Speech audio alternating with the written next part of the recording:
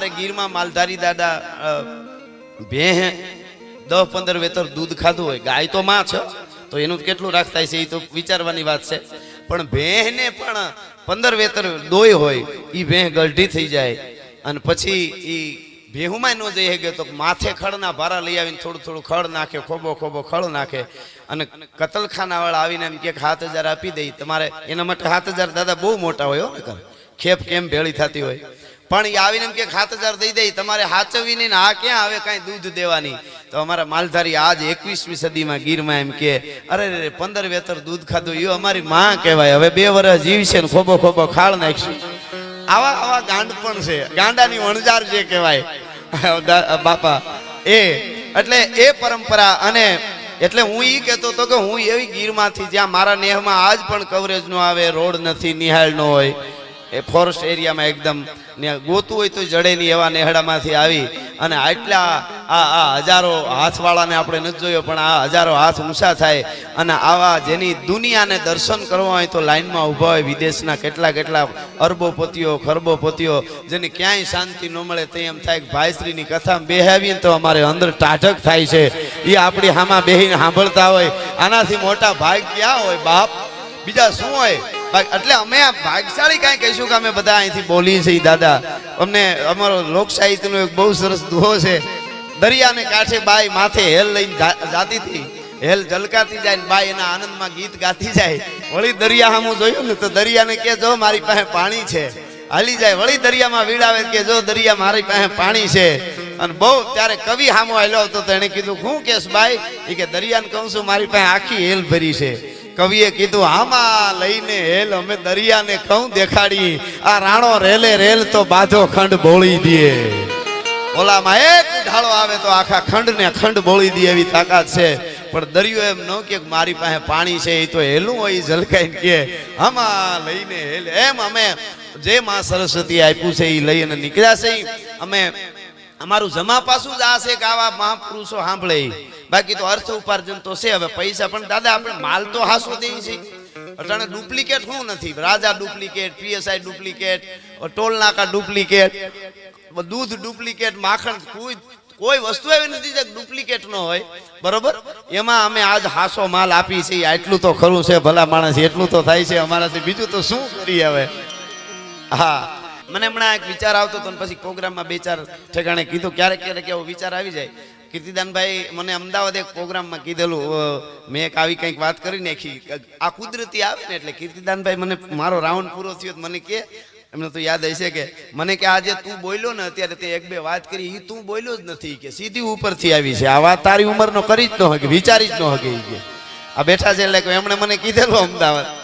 એટલે આવા ક્યાંક એટલે એમ મને એક વિચાર આવ્યો, એટલે સારી વાત છે. એટલે કહું કે અત્યારે ખાવાનું બધું કોઈ પણ વસ્તુ આપણે બહુ મળી જાય, કુદરતની મહેરબાની છે, બધું મળી જાય. પણ આપણે 60, 70, 80 વર્ષના દાદા થવા માટે પણ એટલું બધું ખાવાનું, રોટલા જોઈને, રોટલી જોઈને, ઓળો જોઈને, આ શાક ને ઊંધિયું ને ફલાણું ને પાપડ ને અથાણું ને બીજું ને ત્રીજું ને છેલ્લે મુખવાસ ને એ તો બસ છે. બીજું કોઈ પાસે ખાવું પીવું બીજું ત્રીજું, આ 70, 80 વર્ષ જીવવામાં જો આટલું બધું એને ખાવાનું ભેર્યા જ કરતા હોય જતા હોય તો ઓલો અંદર બેઠો છે એ તો હજરા અમર છે. એને તો કાંઈક ખાવા ખોરાક જોઈએ કે નહીં? એનો ખોરાક હોય તો ભાગવત કથા છે ભલા માણસ. એના માટે એને હાવ ભૂખો મારી નાખવાનો, પછી તો ભૂત થઈ જાય ને આત્મામાંથી. આત્માને ખોરાક ન મળે એટલે ભૂત થાય છે. આજે ભૂતો જે બધા વળગે એ સીધા એ જ છે, બીજું કોઈ નથી. હા, એટલે આત્માના ખોરાક માટે હું તમે અહીંયા જયારે મળ્યા છીએ. હા, અને દુનિયાને નુકસાન કોઈ કર્યું હોય મોટા માણસો જ કરે છે દાદા, નાના માણસો કાંઈ નુકસાન નથી કરતા. એ તો રોટલા ખાઈને હોઈ જાય ને હરિનું નામ લે છે. મારા ઠાકરનું જય શ્રી કૃષ્ણ, એ તો મોટા છે એટલા. અને કાંઈ માણસનું કાંઈ નક્કી જ નહીં. હતા રડી પડે ભાઈ માણસ છે, હતા રડી પડે ભાઈ માણસ છે, અને બોલતા બોલતા ખડી પડે ભાઈ માણસ છે. ચંદ્ર ઉપર પણ ચડી પડે આ માણસ છે, 2 ડગલામાં ખડી પડે ભાઈ માણસ છે. એટલે માણસનું કાંઈ નક્કી નહીં. હું ઘણી વાર કહું છું દુનિયા એવી છે, તમે બહુ મીઠા થાવ તો પી જાય, કડવા થાવ તો થૂકી નાખે, ખોવાઈ જાવ તો ગોતવા નીકળે ને હામાં મળો ધક્કા મારે, એમાં રહેવાનું છે. હા, એટલે બેલેન્સ આપણે આપણી મસ્તીમાં હોય ને તો વાંધો ન. જો ફકીરી મિજાજ રખતે હૈ वो ठोकरों में ताज रखते हैं, जिसको कल की फिक्र नहीं वो मुट्ठी में आज रखते हैं. એને કાંઈ વાંધો જ નથી આવતો ભલા માણસ. એટલે કહેવાનો અર્થ મારો ઈ છે કે આ તત્વ આ છે, મને તમને અનુભૂતિ કરાવે છે આ કથાઓ, આ શ્લોકો. અને હમણાં ભાઈ વિજયભાઈએ કીધું ને કે ચાંદીપુરી આ ઋષિકુમારો આ બધા આ શું આનું કોઈ મૂળ હું અહીંથી જાહેરમાં કહી દઉં આપને. આપણે કોઈ દી આ કથા ના બધા તૈયાર થયા છે, ધંધા તો અટાણે હારી રેકડી નાખી દઈ તોય લાખ રૂપિયા અમુક રેકડી વાળા એની મહેનત નહીં વંદન છે, એ કમાઈ જાય છે. પણ ભારતીય પરંપરા, વૈદિક પરંપરા, એ મંત્રોચ્ચાર ગંગાનો ધોધ વહતો હોય, એ મંત્રોચ્ચાર થતા હોય, એ પરંપરાને જાળવી છે ને એને તમે કદાચ આમ ફૂલની પાંખડી ઉપર આ બધાને આપણે બે દાદાની તો વાત પછી અહીંયાથી પૂગું આપણું ગજું નહીં, પણ આ બધા બેઠા છે ને ભૂદેવો આ બધા, એને ફૂલની પાંખડીઓ માથે રાખો તો ભારત ઋણ નો ચૂકવી શકે. એ જાહેરમાં કહું છું, ભલા માણસ બહુ અનમોલ આપ્યું છે આપણને. જેને જીવવું છે એના માટે જ છે બધું, બાકી કાંઈ નથી. કથામાં શું કામ આવવું જોઈએ, સારું શું કામ સાંભળવું જોઈએ, તો કે કેમ આવાય, કેમ જાવાય, કેમ બેહાય, કેમ ઊભું થવાય, કેમ જોવાય, કેમ જોરાવાય, કેમ અહાય, કેમ અહાવાય, કેમ રડાય, કેમ રોવારાય, કેમ લડાય, કેમ લડાવાય, કેમ ખાવાય, કેમ હુવાય, કેમ જાગાય, કેમ બેહાય, કેમ જીવાય અને કેમ મરાય. ઈ શીખવું હોય તો કથામાં આવું, સાહિત્યમાં આવું, બાકી ઉલાળા મારવા માટે હોય તો કાંઈ છે જ નહીં. આપણે કોઈ દી એવું સાંભળ્યું પાડો ધણેરમાં સરી આવ્યો ને ભે હાટું ભારી લઈ આવ્યો, એ સરતો આવે, કોકની ભીતું પસાડતો આવે. ઘણા માણસ એવા હોય, ઘણા માણસ દાદા એવા હોય ખાંડના ડબલા જેવા હોય. ખાંડનું ડબલું આપણે ગામડામાં હોય ને ખબર, ખાંડનું ડબલું મીઠું મીઠું દેખાય આપણે, અંદર ખાંડ પીડી પણ અંદર બાકસ પીડી હોય. એ બેનું ગામડામાં હોય એમને ખબર હોય, ખાંડના ડબલામાં બાકસ હોય, લાગે મીઠા મીઠા ને અંદર ભડકો હાસવીને બેઠા હોય, કાંઈ નક્કી જ નહીં આમ. હા, અને ઘણા માણસ બાવળ જેવા હોય, પોતામાં તો કેરીઓ આવે જ નહીં, સફરજન આવે જ નહીં, જામફળ આવે નહીં, પણ આંબા હોય ને આડા વાડ થઈને પીડ્યા હોય. આય નો ઘરતા નકર કાંટા ઘરાવી દે. હું તમે વિચાર તો કરો, એની ક્યાં વાત છે. એટલે આ જે સ્થાન લઈને આવ્યો છું એ સ્થાનની ઇજ્જત રાખી છે અને માનવતા પૂર્વક જીવી અને ઇન્સાનની ઇજ્જત રાખી છે, બસ એની વાત છે. આપણે જે સમયે જે મળ્યો, ટાણું જે મળ્યું એ ટાણું, મેં એક ગીત લખ્યું છે, એની મુખડું છે કે જેણે જેણે હાચવા ટાણા એના ઇતિહાસ લખાણા. ટાણે આવીને ઉભા રહ્યા એટલે દ્વારકા વાળો કોઈ દી ટાણા જવા જ દેતો નથી, બંધાયેલો છે. તું ટાણું હાચવી લે એટલે હું તારી હારે ઉભો જ છું.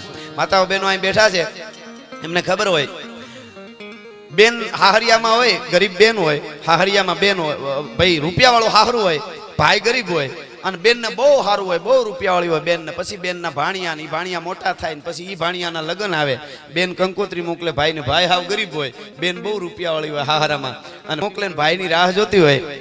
એટલે ભાઈ બેન નું હાહરું બહુ રૂપિયા વાળું હોય તો હારું લગાડવા હાટું ઘણા હારા હારા લાખો રૂપિયાના મામેરા લઈને જતા હોય, પણ બેન એમ જોતી હોય કે મારો ભાઈ ક્યારે આવશે.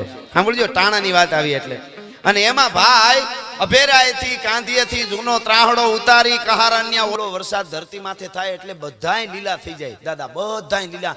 ઝીણામાં ઝીણી ધ્રોકડી થી લઈને વડલા સુધી બધાય નવા પાન આવે, એકને નો આવે. કોને? કેળડાને. ગમે એટલો ભલે ને વરહે એને નવું પાન આવે જ નહીં. એમાં અમુક જરડા જેવા કોઈ દી કોળાય જ નહીં. એનું કામ કરે, તમે તમારું કામ કરો. ઈ તો રહેવાનું જ છે. આખો જાય અવતાર આવમાં ઈતળિયું તણો પણ ધોળા દૂધની ધાર કદી ઈચ્છે નહીં કાગડા. ભગત બાપુ કહે છે, ગાય દોતો હોય ગોવાળને, ગાયના આંચળના મોઢિયા પાસે ઈતળી નામનું જંતુ થાય, એ ચોટ્યું હોય, અને આંચળને મોઢીએ જ ઈતળી ચોટી હોય, ગોવાળ દોવે ને તો દૂધની ધાર ભટકાય, ઈતળી ઉપર વહી જાય, બીજે મંડળ લોહી પીવા. નકર બે ઘૂંટડા દૂધના લીએ ગોવાળ ના નો પાડે, પણ અમુક જન્મમાં જ લોહી પીવા હોય, એને દૂધ પીવરાવો, અમૃત પીવરાવો, એમાં એને મજા જ ન આવે. એમ પણ કૃપા છે.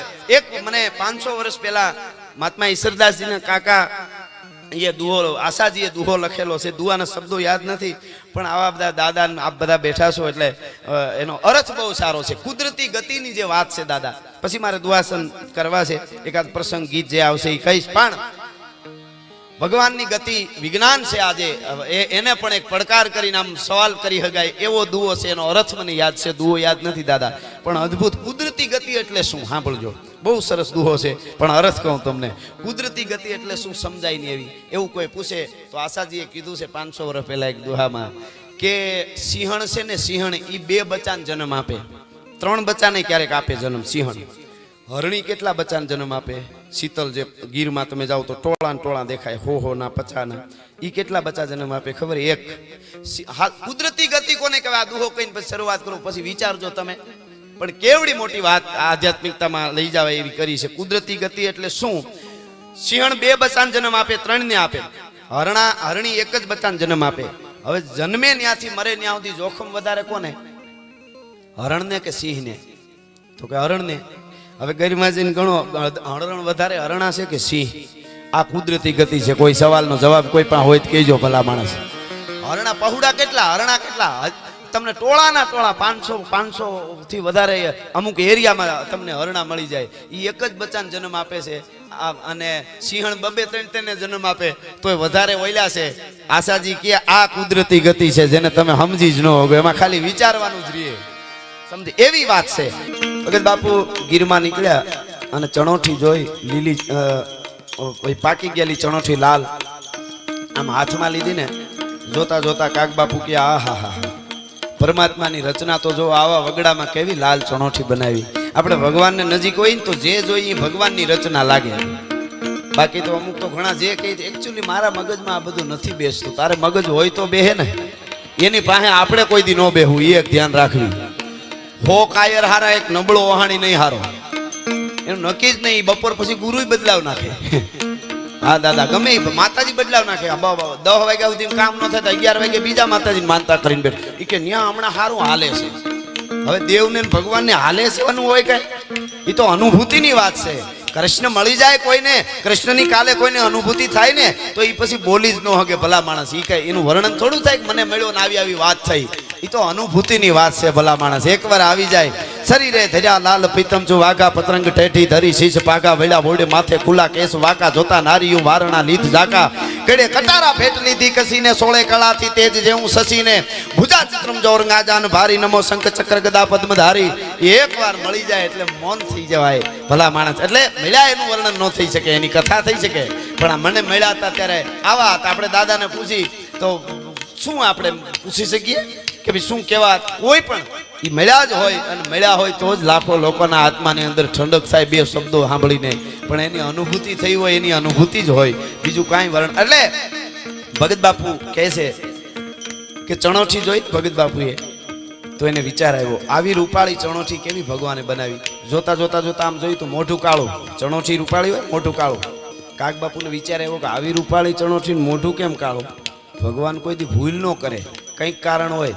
ચણોઠી પાણા ઉપર રાખી, બીજો પાણો મારી, એને ભાંગીને અંદરનું ગરીબ ખાધું ને તો કડવી ઝેર.